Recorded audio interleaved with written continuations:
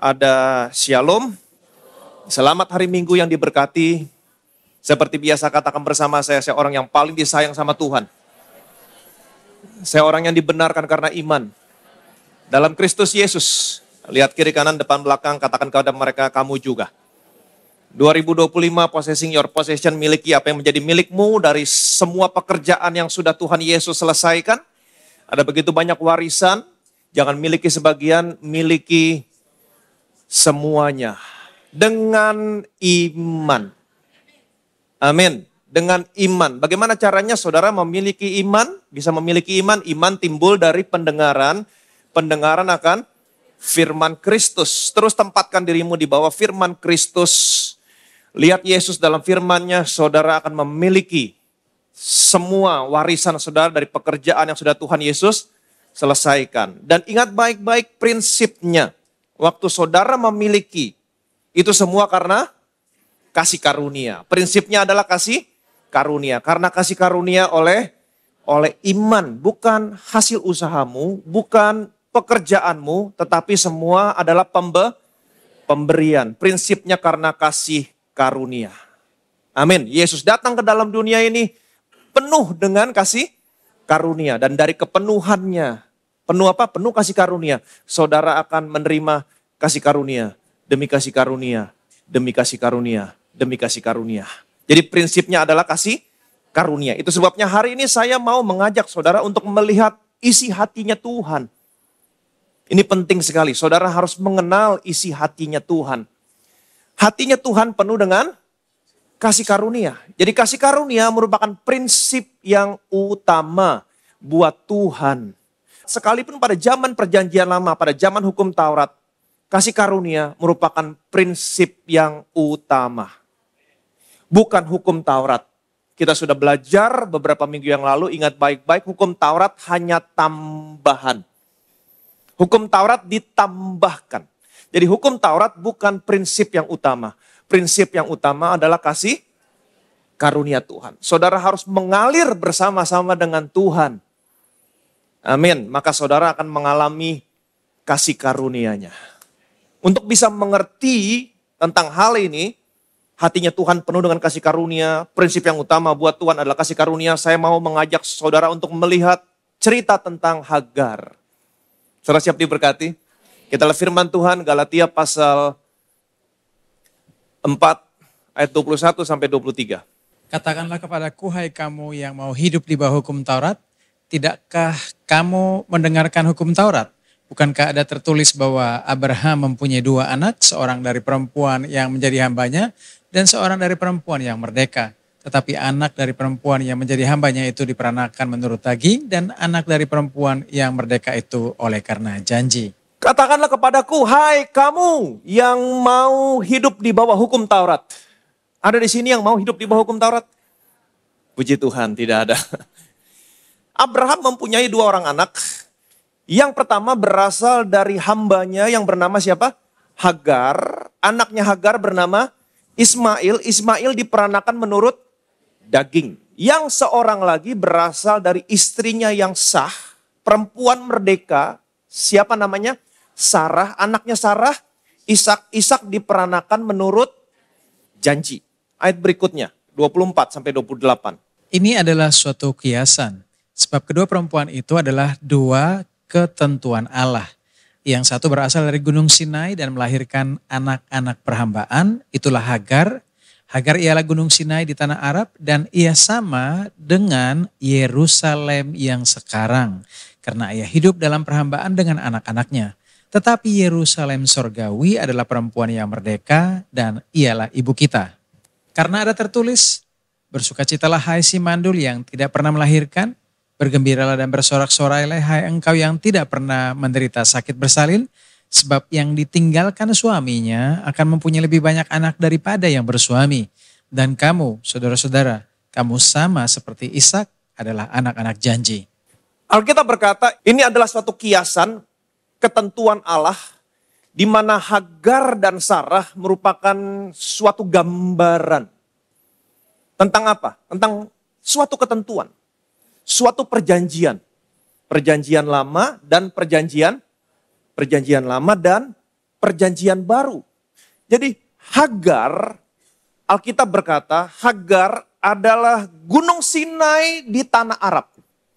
Dia sama seperti Yerusalem yang sekarang, Yerusalem lama. Dia hidup dalam perhambaan bersama anak-anaknya. Hidup dalam perhambaan bersama anak-anaknya. Dengan kata lain, Hagar mewakili hukum Taurat atau perjanjian lama. Sedangkan istrinya yang sah yang bernama Sarah, ini merupakan gambaran tentang Bukit Sion, Yerusalem surgawi atau Yerusalem baru. Dan Sarah merupakan gambaran tentang kasih karunia atau perjanjian baru. Dan perhatikan baik-baik, ini yang paling penting. Alkitab berkata, dan kamu sama seperti Ismail atau Ishak. Saudara dan saya sama seperti Ishak. Itu sebabnya dikatakan, dan dia adalah ibu kita. Siapa ibu saudara? Hagar atau Sarah? Sarah, dan Sarah adalah ibu kita. Jadi saudara dan saya sama seperti Ishak. Kamu tidak hidup dalam perhambaan yang diperanakan menurut daging, tapi saudara diperanakan oleh perempuan merdeka yang diperanakan menurut janji. Ingat baik-baik, ini merupakan dua ketentuan, merupakan dua gambaran. Hagar berbicara tentang hukum Taurat atau perjanjian lama, sedangkan Sarah berbicara kasih karunia atau perjanjian baru. Dengan kata lain, saudara tidak lagi hidup di bawah hukum Taurat, tetapi saudara hidup di bawah kasih karunia. Kamu adalah Ishak. Kamu bukan Ismail. Kamu anak perempuan merdeka yang diperanakan menurut janji. Kalau saudara hidup di bawah hukum Taurat, Allah berkata, jangan. Allah menuntut kebenaran dari saudara. Tapi kalau saudara hidup di bawah kasih karunia, Allah berkata, aku akan.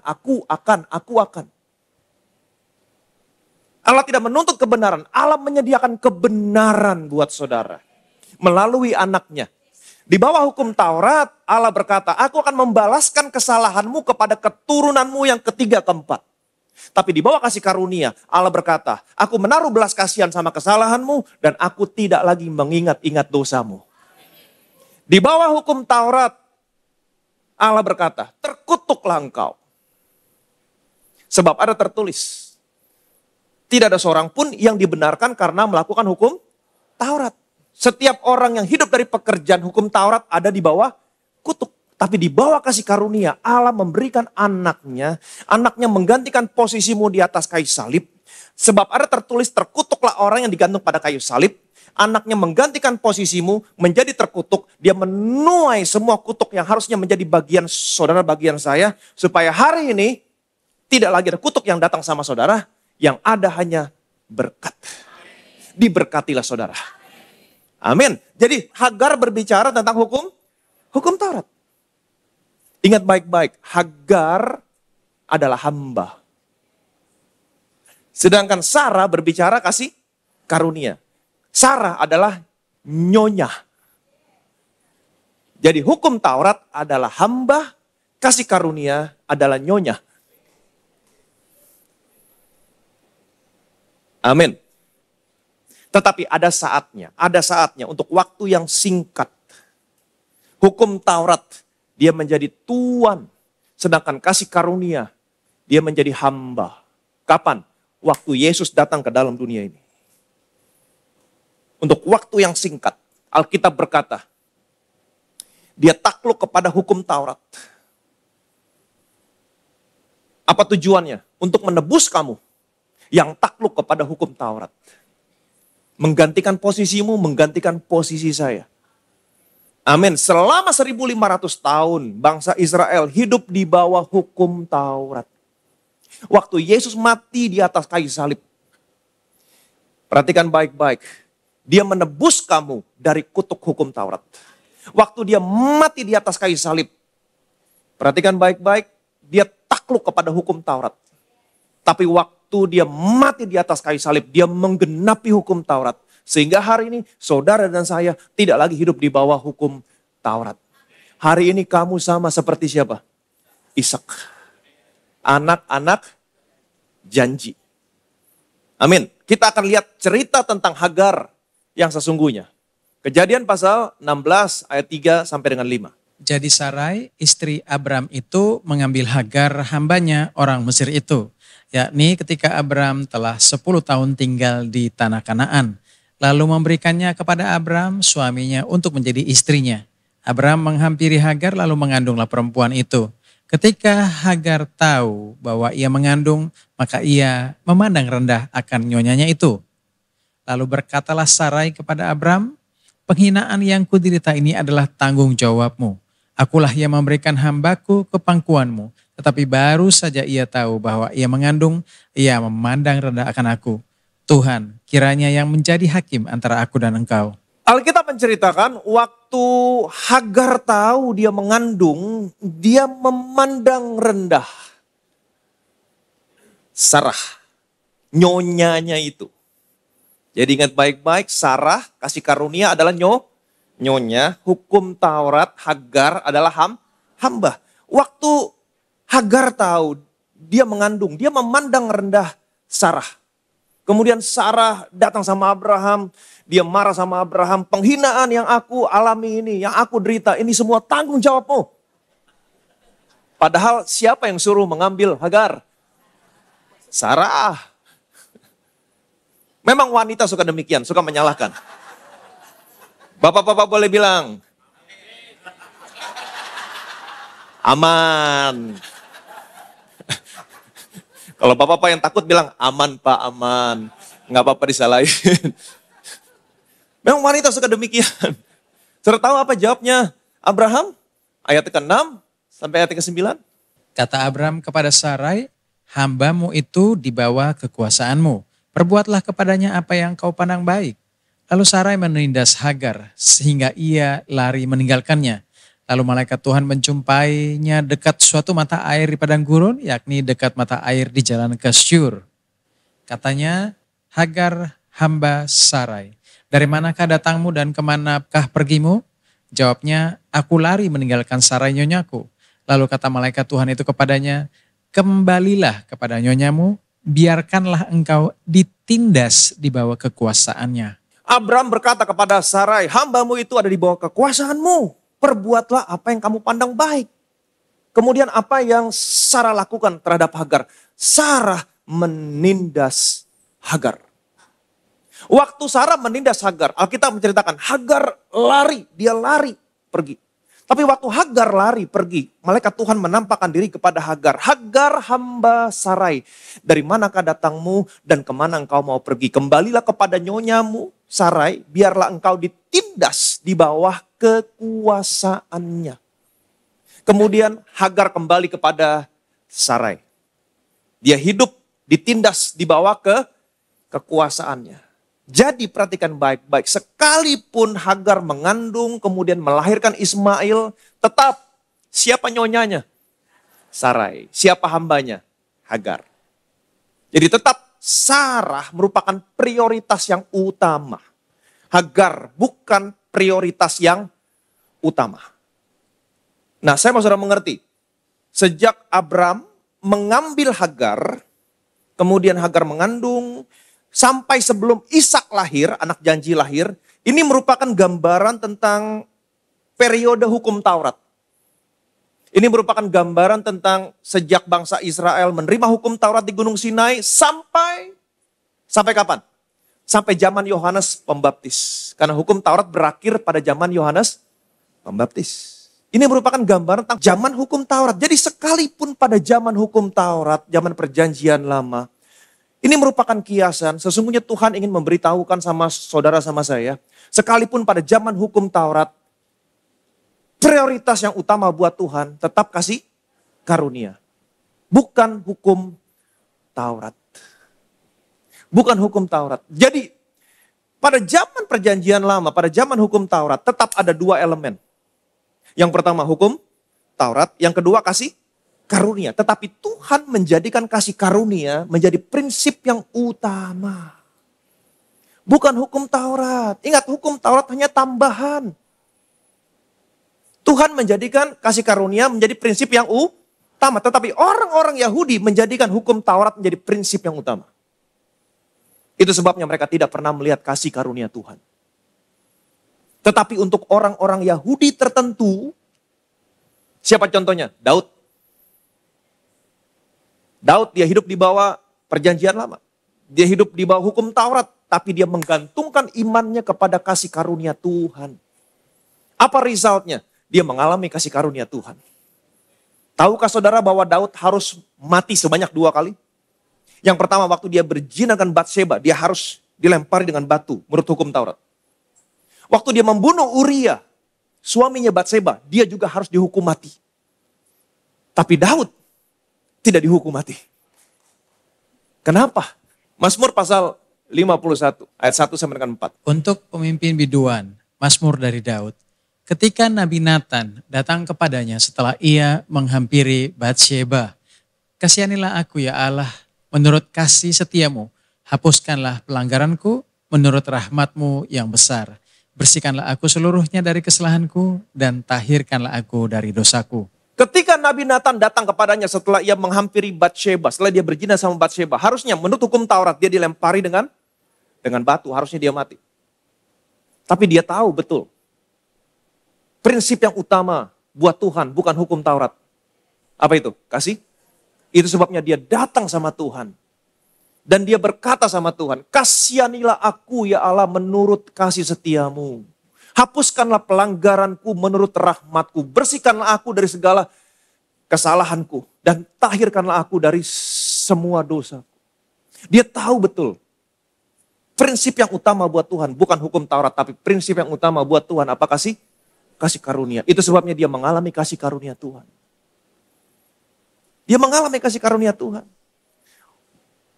Kalau saudara lihat Keluaran pasal 20 waktu Allah memberikan hukum Taurat. Ingat hukum Taurat hanya tambahan. Prinsip yang utama kasih karunia. Tuhan kasih hukum Taurat tapi sebelum Tuhan kasih hukum Taurat, Keluaran pasal 20, Tuhan baru kasih hukum Taurat Keluaran pasal 31. 11 pasal sebelum Tuhan memberikan hukum Taurat, apa yang Tuhan lakukan? Tuhan suruh Musa, kamu naik ke atas gunung Sinai.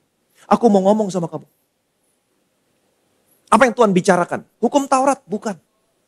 Tuhan memberikan petunjuk kepada Musa untuk mendirikan kemah suci dengan segala perkakas yang ada di dalamnya. Di mana setiap detail kemah suci dan semua perkakas yang ada di dalamnya, tidak lain tidak bukan, semuanya berbicara tentang anaknya. Tentang pekerjaan yang sudah anaknya selesaikan. Ada mezbah korban bakaran, ada bejana pembasuhan, ada meja roti unjukan, ada kaki dian, ada tabut perjanjian. Semuanya berbicara tentang pekerjaan yang sudah anaknya selesaikan. Dengan kata lain, Tuhan tahu, waktu Tuhan kasih hukum Taurat, Tuhan tahu, kamu pasti gagal. Kamu pasti gagal. Karena fungsi hukum Taurat diberikan supaya pelanggaran semakin bertambah banyak.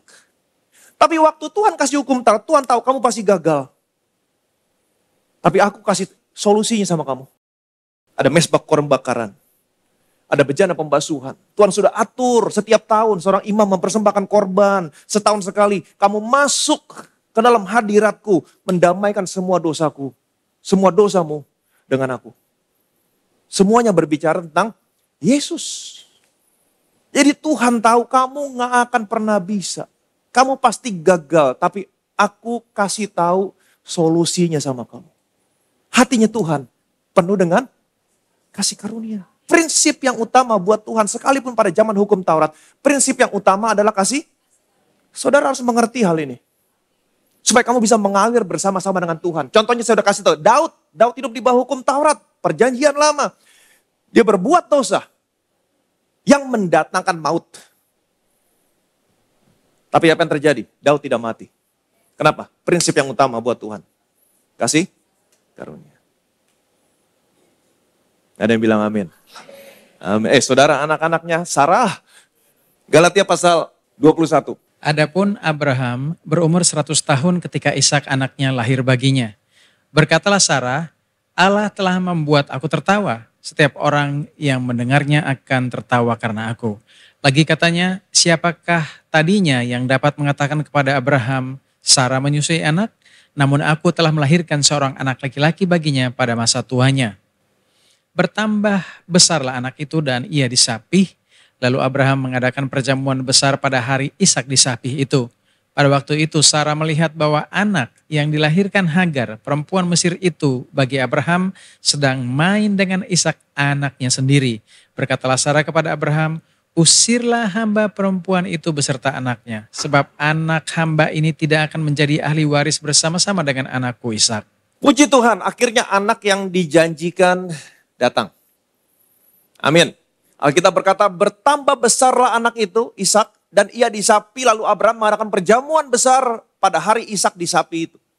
Pada waktu itu Sarah melihat bahwa anak yang dilahirkan Hagar, perempuan Mesir itu bagi Abraham. Siapa anak yang dilahirkan Hagar? Ismail. Sedang main dengan Ishak, anaknya sendiri, anak janji. Waktu Sarah melihat Ismail bermain bersama Ishak, Sarah berkata kepada Abraham, usirlah hamba perempuan itu beserta anaknya, sebab anak hamba ini tidak akan menjadi ahli waris bersama-sama dengan anakku Ishak. Waktu Sarah melihat Ismail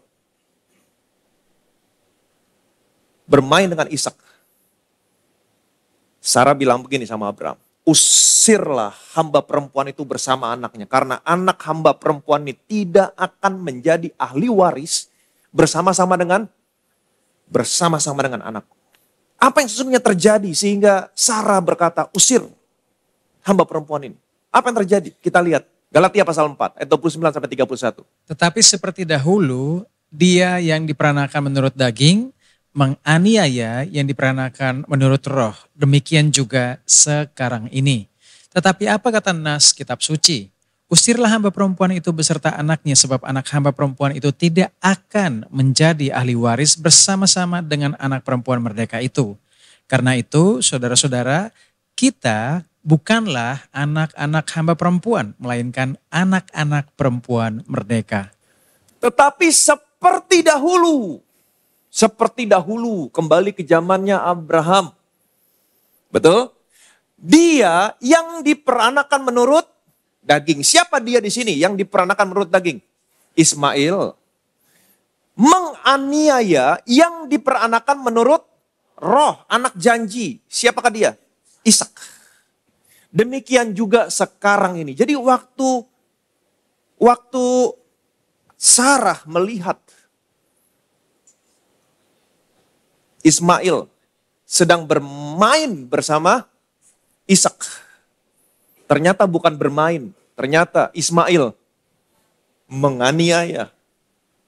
Dalam bahasa aslinya, membuli, mempermainkan Ishak. Seperti dahulu, dia yang diperanakan menurut daging menganiaya yang diperanakan menurut roh. Demikian juga sekarang ini. Orang-orang yang hidup di bawah hukum Taurat menganiaya orang-orang yang hidup di bawah kasih karunia. Orang-orang yang hidup di bawah kasih karunia tidak menganiaya. Kenapa? Karena saudara dan saya mengerti kasih karunia Tuhan. Amin. Jadi perhatikan baik-baik. Waktu Sarah melihat Ismail menganiaya Ishak. Ismail yang kurang lebih umurnya 15 tahun saat itu. Menganiaya anaknya sendiri, anak janji yang dilahirkan menurut roh. Berumur kurang lebih 2 tahun, baru disapi. Kemudian Sarah bilang begini sama Abraham. Usirlah hamba perempuan itu beserta anaknya. Karena anaknya tidak akan pernah menjadi ahli waris bersama-sama dengan anakku. Waktu Abraham mendengar demikian, dia kesel. Gimana saya bisa usir? Ini juga darah daging saya. Tapi saudara tahu, Tuhan intervensi. Tuhan datang sama Abraham dan Tuhan berkata sama Abraham, Abraham jangan kesel. Dengarkan perkataan istrimu. Karena yang disebut keturunanmu adalah yang berasal dari Ishak. Yang disebut keturunanmu adalah yang berasal dari Ishak. Kemudian akhirnya Abraham mengusir Hagar bersama Ismail. Hagar bersama Ismail, dia pergi. Nah, perhatikan baik-baik.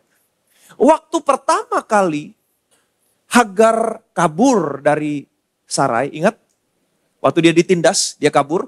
Waktu pertama kali Hagar pergi, ada malaikat Tuhan yang datang menampakkan diri kepada Hagar. Hagar hamba Sarai, dari mana datangmu, kemana kamu pergi? Kembalilah kepada nyonyamu, biarlah engkau ditindas di bawah kekuasaannya. Kemudian Hagar kembali. Tapi yang kedua kali ketika Hagar diusir bersama Ismail. Ketika mereka pergi, tidak ada malaikat Tuhan yang datang. Biarin aja pergi. Kenapa? Karena Ishak sudah lahir. Anak janji sudah lahir. Galatia pasal 3. Jadi hukum Taurat adalah penuntun bagi kita sampai Kristus datang. Supaya kita dibenarkan karena iman. Sekarang iman itu telah datang, karena itu kita tidak berada lagi di bawah penguasaan penuntun. Sebab kamu semua adalah anak-anak Allah karena iman di dalam Yesus Kristus. Jadi hukum Taurat adalah penuntun bagi kita supaya kita sampai kepada Kristus. Hukum Taurat ditambahkan. Bukan prinsip yang utama. Dia ditambahkan untuk menuntun kamu, membuat kamu mengerti bahwa kamu butuh juru selamat. Karena hukum Taurat itu seperti cermin fungsinya. Menunjukkan siapa diri saudara yang sesungguhnya. Hukum Taurat ditambahkan supaya pelanggaran semakin bertambah banyak. Untuk membuat kamu mengerti sesungguhnya, Tuhan, saya butuh juru selamat. Saya butuh diselamatkan. Ada begitu banyak kelemahan, ada begitu banyak kekurangan.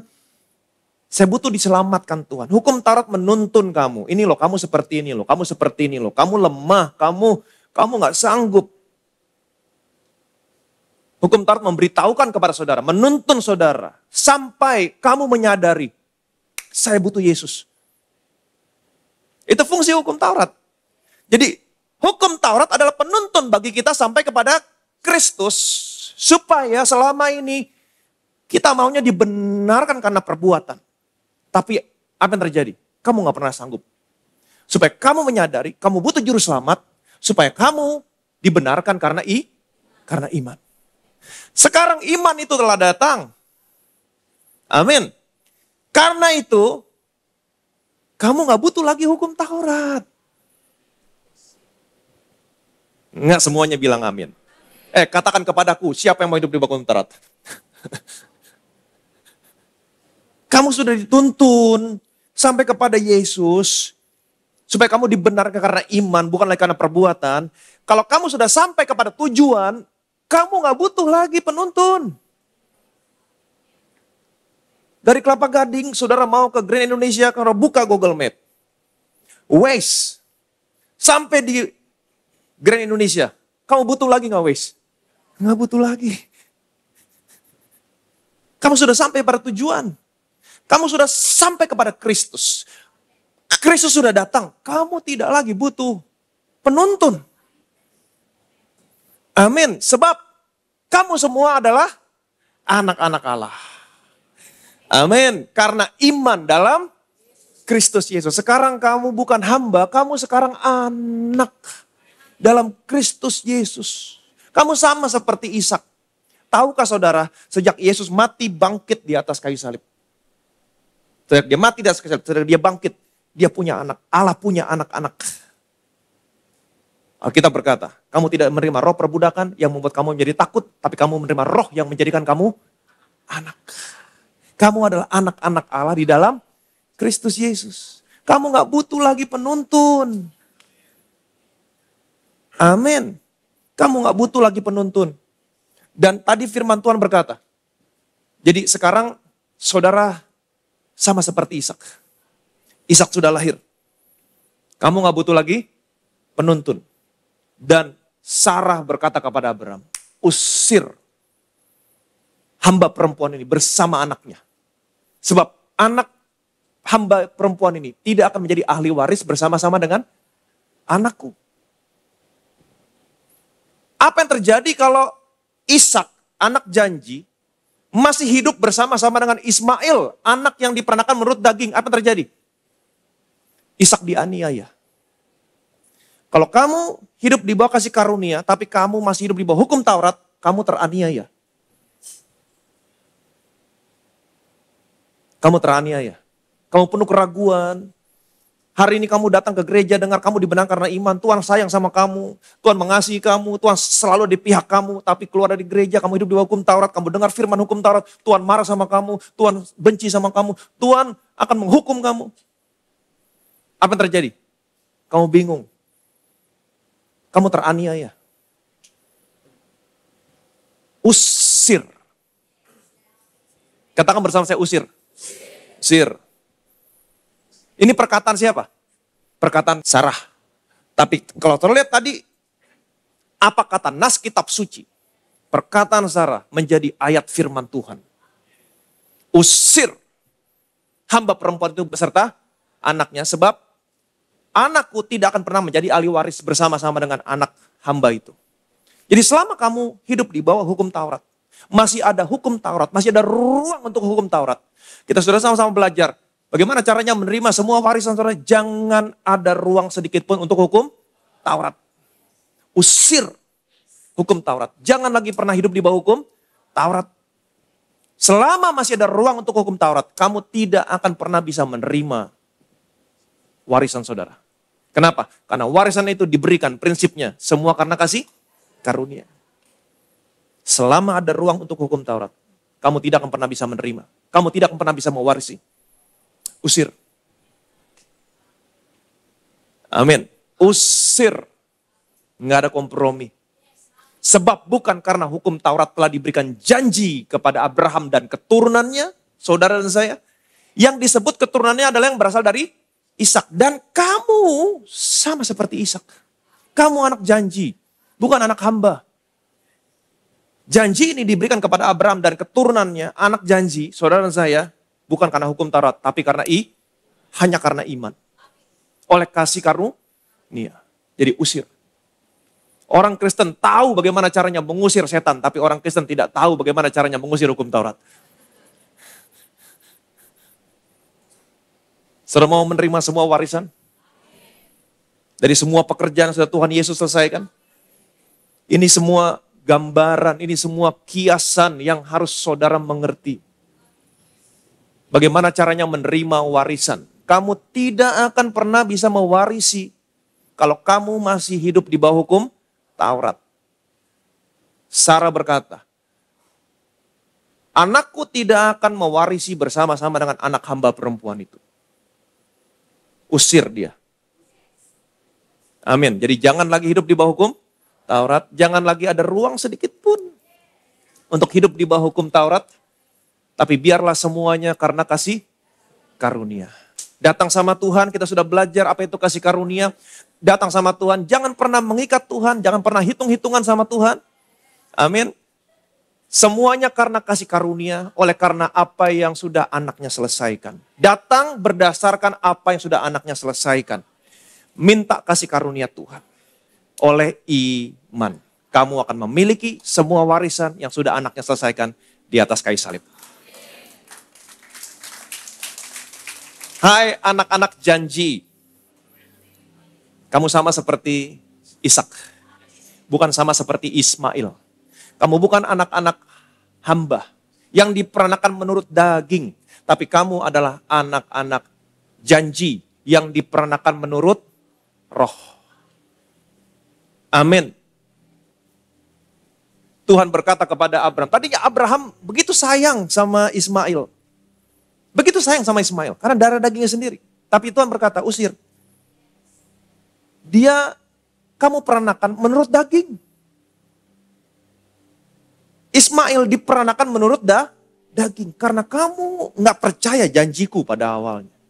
Sehingga kamu melakukan dengan kekuatan kamu. Ingin punya anak dengan kekuatan kamu. Sehingga dia diperanakan menurut daging. Kamu gak percaya janjiku. Janjiku pasti datang. Ini gak baik, usir dia. Semua usahamu, semua kekuatanmu, semua perbuatanmu, usir. Jangan pernah lagi mengandalkan perbuatanmu. Tapi pegang teguh janji Tuhan. Ini anak-anak yang diperanakan menurut janji. Pada akhirnya janji itu datang. Janji itu digenapi. Kemudian setelah janji itu datang, Tuhan berkata kepada Abraham, Abraham, jangan kamu kesal. Dengarkan istrimu, Sarah. Karena Ismail kamu peranakan menurut daging. Dengan kekuatanmu. Bukan dengan janji kamu terima. Usir dia. Sekarang aku berikan janjiku kepadamu. Sekarang janji itu sudah datang. Kamu harus usir semua usahamu, kekuatanmu, perbuatanmu. Supaya hanya oleh karena kasih karunia. Kamu menerima semua yang aku janjikan. Amin. Hari ini saya rindu semua jemaat Bethesda menerima semua warisan. Dari pekerjaan yang sudah Tuhan Yesus selesaikan. Dan hari ini, sama seperti Tuhan berkata kepada Abraham, usir hamba perempuan itu. Dengarkan perkataan istrimu. Dengarkan perkataan ibumu. Saudara anak-anaknya, Sarah. Siapa ibu saudara? Sarah. Dengarkan dia. Usir hukum Taurat dari dalam hidupmu. Jangan ada sedikit pun ruang hukum Taurat. Jangan ada sedikit pun ruang untuk kekuatanmu. Jangan ada sedikit pun ruang untuk pekerjaanmu, usahamu. Jangan ada. Tapi biarlah semuanya karena kasih karunia Tuhan. Semua karena kasih karunia Tuhan. Bukan berarti saudara malas-malasan di rumah. Enggak. Orang yang hidup di bawah kasih karunia akan dituntun Tuhan untuk bekerja lebih rajin lagi. Amin. Jadi apa maksudnya hidup di bawah kasih karunia? Datang di hadapan Tuhan. Karena kamu tahu ada warisan yang begitu banyak dari pekerjaan sudah anak selesaikan. Kamu datang dengan iman, kamu percaya. Amin. Lihat kayu salib. Minta kasih karunia Tuhan. Supaya apa yang sudah Tuhan Yesus selesaikan. Datang dalam seluruh area hidupmu. Jangan lagi ada kekuatanmu. Jangan lagi pernah mengandalkan kekuatanmu. Jangan lagi pernah mengandalkan usahamu. Tapi semua karena kasih karunia Tuhan. Kamu anaknya Sarah. Kamu sama seperti Ishak. Kamu anak-anak janji. Janji itu pasti datang. Pasti datang. Kristus adalah ya buat semua janji Allah. Itu sebabnya kita berkata amin. Untuk memuliakan Allah. Berikan kemuliaan yang meriah bagi nama Yesus. Betapa kami bersyukur Tuhan. Kami adalah anak-anak janji. Kami sama seperti Ishak. Ibu kami adalah Sarah. Itu sebabnya kami belajar dari cerita tentang Abraham. Dia tidak percaya janji Tuhan. Dan dia mulai mengandalkan kekuatannya. Dagingnya. Dia mengambil Hagar. Melahirkan anak-anak perhambaan yang bernama Ismail. Ismail diperanakan menurut daging. Diperanakan dengan kekuatan. Usaha. Tanpa ada janji. Tetapi pada akhirnya Ishak lahir. Anak yang diperanakan menurut janji lahir. Itu sebabnya Tuhan berkata, usir Hagar bersama Ismail. Karena anak yang diperanakan menurut roh tidak akan mewarisi bersama-sama dengan anak yang diperanakan menurut daging. Hari ini kami hidup di bawah kasih karunia Tuhan. Kami akan menerima semua warisan kami. Karena kasih karunia dan oleh iman. Bukan lagi dengan perbuatan kami. Itu sebabnya usir Hagar, usir daging, usir usaha, segala kekuatan kami. Hari ini kami tidak lagi mau mengandalkan kekuatan kami. Tapi hari ini kami mau berharap kepada kasih karunia-Mu Tuhan. Hanya oleh karena kasih karunia. Hanya kasih karunia kami diselamatkan oleh iman. Karena kasih karunia anak-anak-Mu di tempat ini. Mereka disembuhkan oleh iman. Hanya kasih karunia Tuhan. Anak-anak-Mu di tempat ini dipulihkan oleh iman. Hanya kasih karunia Tuhan. Mereka tidak pernah turun tapi terus naik oleh iman. Hanya karena kasih karunia anak-anak-Mu di tempat ini. Keluar masuknya diberkati. Di kota mereka diberkati. Di ladang mereka diberkati. Apapun yang mereka kerjakan diberkati oleh iman. Semua karena kasih karunia Tuhan. Dan kami bersyukur. Itu sebabnya hari ini kami mau menyadari. Jangan ada lagi usaha kekuatan yang kami andalkan. Tapi biarlah dalam segala sesuatu yang terutama. Yang pertama, apapun yang kami hadapi, kami selalu datang kepadamu Tuhan. Minta kasih karuniamu. Melihat engkau, siapakah engkau dalam setiap tantangan yang kami hadapi. Ketika kasih karunia itu datang, kasih karunia akan menuntun kami untuk menghasilkan perbuatan-perbuatan yang baik. Kasih karunia menuntun kami tentang apa yang harus kami lakukan. Kasih karunia menuntun kami kepada kemenangan demi kemenangan. Dan pada akhirnya hanya namamu Tuhan yang dipermuliakan. Segala kemuliaan, segala hormat, segala pujian. Hanya bagi nama Tuhan kita Yesus Kristus semua yang percaya diberkati. Sama-sama kita katakan amin, amin.